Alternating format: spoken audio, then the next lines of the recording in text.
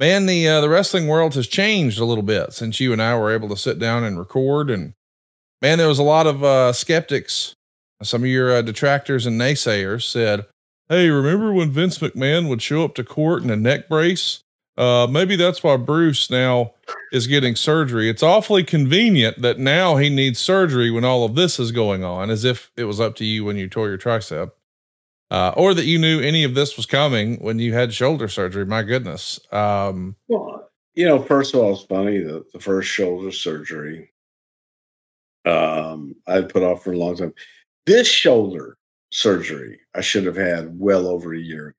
Yes. And Dr. Jeff Dugas in Birmingham did the same thing. He looked at it, felt the pain, goes, "Yeah, torn labrum. You need to get that fixed." WrestleMania was coming up. Right. Man, I didn't want to be out for WrestleMania. Then you get to WrestleMania, we sell the company. Okay. Don't want to be out then. Right. So get through the merger until the merger's complete, and then the merger's complete, and then then it's really all hands on deck. But then also at the time, being all hands on deck, I think that was also the peak of my pain. Yeah. Where I was like, you know what? Last time I was really only out 2 weeks and wasn't that bad as they say. I'm just going to go for it and do it. Get it over with. Woo, buddy. So, hey, if you want to go that way, man, go that way. Have your own beliefs. Your beliefs are based in your own beliefs. So I just gave you facts. Well, let's talk about, the real story that everybody, I don't know why, but everybody thinks you're going to be able to comment about the news that has surrounded WWE in recent weeks. And, I want to give you a moment here to say whatever you want to say, and I'll hang up and listen. Well, first of all, as far as lawsuits and things of that nature, I'm not at liberty to discuss any legal matters with the company whatsoever. So to that, there's nothing that I can say and or do. Right. So there can't be a response from a legal standpoint, and you can ask till you're blue in the face, and that's going to be your answer. I'm not involved. I'm not being sued. I'm not accused of anything, and nor, it's a legal matter. And as I said to you, sometimes it is as simple as, for those who believe, no explanation is needed. For those that don't, no explanation will do. And that's kind of where we are. And we'll let the rest of it sit in the hands of the fine legal system that we have here in the United States of America. I just want to remind everybody that Bruce is still actively employed by the WWE, and they were named in the lawsuit. So it's pretty logical that he's not going to be able to give a response here. Back before Bruce was back, and he and I were doing something else to wrestle with Bruce Prichard on the WWE network at the time, we did a show and we covered a topic that included a reference to an incident that happened that had pending litigation against WWE. Now, neither Bruce nor I knew that, but of course that couldn't make air because it was an active lawsuit against WWE. So therefore you can't actually talk about that on WWE programming. I realize this is not technically WWE programming, but Bruce works there. And so without Bruce even being told, don't talk about this on the podcast, we're just thankful that Bruce can still do the podcast while he's there.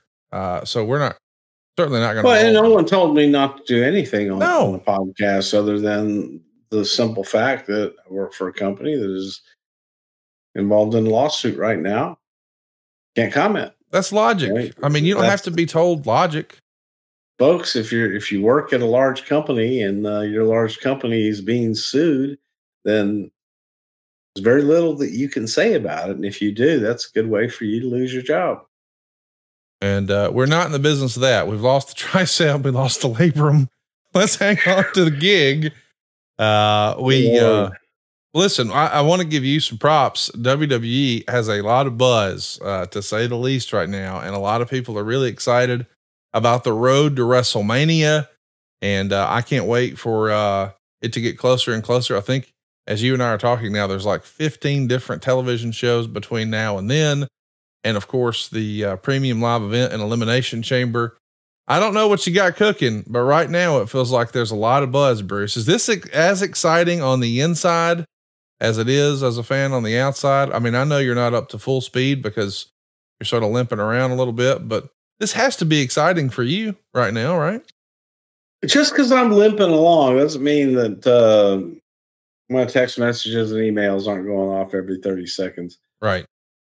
There is a lot going on. It's exciting times, and it's a pretty cool time to be in the business for the right reasons and to look at WrestleMania 40 years of WrestleMania. And here's a little known story.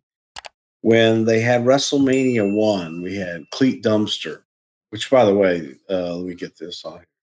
This shit right here, Cherry Freeze Prime. Yeah. Lord have mercy. It's your favorite?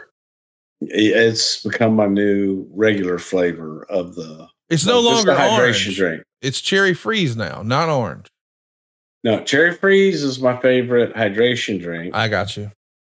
Orange Mango is my favorite. Oh my God. You're double fisting the shit. Look at you. Yeah. Are you going to get a Prime tattoo? I get some energy and then I hydrate. You need a Prime tattoo. That's what you need. See what Logan would pay you for a Prime tattoo. Not enough money. So I was working in Houston at the Sam Houston Coliseum in 1919 Carolina, the corner of Pearson, downtown Houston. Open each day of the week, Monday through Friday, from 9 in the morning till 4 in the afternoon. Tickets and information were available during that time. And WrestleMania, the big buildup, man, was taking place, and Cleat Dumpster was the morning DJ for KKBQ in Houston, Texas. Wait, the homeboy's name was Cleat? His name was Cleat Dumpster, yeah. Wow, that's a hell of a name. It sounds like a gimmick from like 1993 WWE. Well, it was a gimmick. His real name was Dave Hume, but he went by Cleat Dumpster. Got it. So Cleat calls me, says, "Hey, you want to go to WrestleMania?" And I'm like, "Yeah."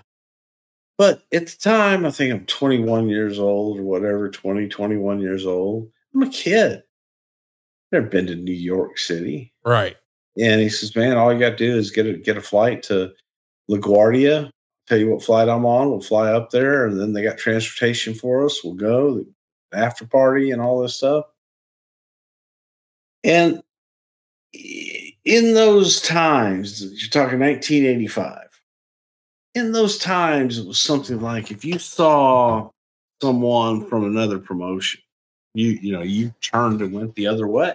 Oh, wow. You didn't engage. They weren't your friends. They weren't people. You had no friends unless they worked with you. Highly competitive, and it was just a different way of looking at the business. So I was half-ass scared, man. I was like, God, I don't want to go and somebody will see me. Oh my God. Because I was also on Watts' TV. Oh, okay. This is making sense now. So, I'm on Watts' TV doing all this stuff. And like, man, I went up right till Thursday, and he was leaving on Friday. I said, "Yeah, no, I'm going to stay home and not do it." But I could have been there. You wanted to go. I did want to go bad. I just wanted to go to New York.